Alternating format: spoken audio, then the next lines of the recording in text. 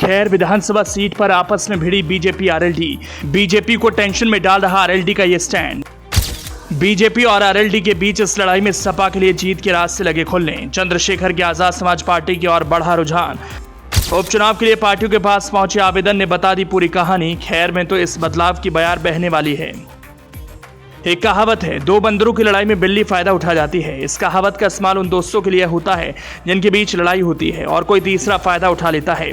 अब अलीगढ़ की खैर विधानसभा सीट पर कुछ इसी तरह का माहौल बनने वाला है, क्योंकि बीजेपी और आरएलडी की इस भिड़ंत में सपा की जीत के रास्ते खुलने वाले हैं। अब हम ये क्यों कह रहे हैं, इस रिपोर्ट को आखिर तक देखिए, पूरी बात समझ जाएंगे। अब देखिए, अलीगढ़ की विधानसभा खैर में उपचुनाव होने वाला है, जिसको लेकर राजनीतिक दलों के नेताओं ने डेरा डालना शुरू कर दिया है। 28 अगस्त को उत्तर प्रदेश के मुख्यमंत्री योगी आदित्यनाथ ने करोड़ों रुपए की सौगात अलीगढ़ को दी। इसके साथ ही खैर विधानसभा में खेल मैदान के साथ युवाओं और महिलाओं को रोजगार देने की बात कही गई। लेकिन ये क्या बीजेपी की सहयोगी आरएलडी है कि मानते नहीं। आरएलडी भी लगातार खैर विधानसभा में कार्यकर्ता सम्मेलन के जरिए लोगों को अपनी ओर आकर्षित कर रही है।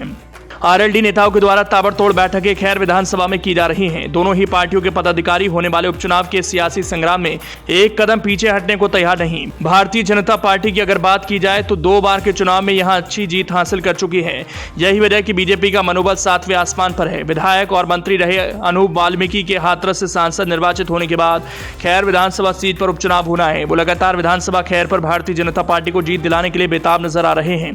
खैर उनकी जन्मभूमि के साथ साथ उनकी कर्मभूमि भी है और चुनाव से पहले भारतीय जनता पार्टी कोई कोताही नहीं छोड़ना चाहती। हर रोज यहां प्रभारी मंत्रियों का आना अब शुरू हो गया है। सबसे पहले अगर भारतीय जनता पार्टी की बात की जाए तो भारतीय जनता पार्टी के जिला अध्यक्ष कृष्णपाल सिंह उर्फ लाला के द्वारा जानकारी देते हुए बताया गया कि भारतीय जनता पार्टी के लगभग 30 आवेदन अब तक उन पर आ चुके हैं। 30 दावेदारों ने विधानसभा खैर में टिकट मांगा है। पार्टी हाईकमान के आदेशों का पालन किया जाएगा। जो पार्टी के दिशा निर्देश होंगे उसी हिसाब से दमदार प्रत्याशी का चुनाव होगा। आरएलडी जिला अध्यक्ष शमबीर सिंह ने बताया कि लगभग 1 दर्जन आवेदन पूर्व में आ चुके हैं। अभी कोई नया आवेदन आएगा तो उसे पार्टी हाईकमान को भेजा जाएगा। तो साफ है, जितने दावेदार बीजेपी के साथ लड़ने को इच्छुक हैं उतने आरएलडी के साथ। लेकिन दिक्कत यह है, विधानसभा सीट सिर्फ एक है। अब दोनों पार्टियों के इस वर्चस्व की लड़ाई में सबसे ज्यादा अगर किसी को फायदा है तो समाजवादी पार्टी को। समाजवादी पार्टी के जिला अध्यक्ष लक्ष्मी सिंह धनगढ़ ने बताया कि 2 दर्जन से ज्यादा आवेदन अब तक आ चुके हैं। कई आवेदन अलग अलग माध्यम से हाईकमान तक पहुंच चुके हैं। हाईकमान के निर्णय और उनका आदेश स्वीकार्य होगा। समाजवादी पार्टी दमखम के साथ अपने प्रत्याशी को चुनाव लड़ाएगी। इससे पहले भी लोकसभा चुनाव में समाजवादी पार्टी विधानसभा खैर में जीत हासिल कर चुकी है।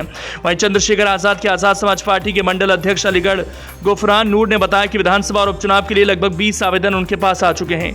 पार्टी का जो फैसला होगा हाईकमान के द्वारा लिया जाएगा। फिलहाल सभी पदाधिकारी और कार्यकर्ता विधानसभा खैर के उपचुनाव को लेकर उत्साहित हैं।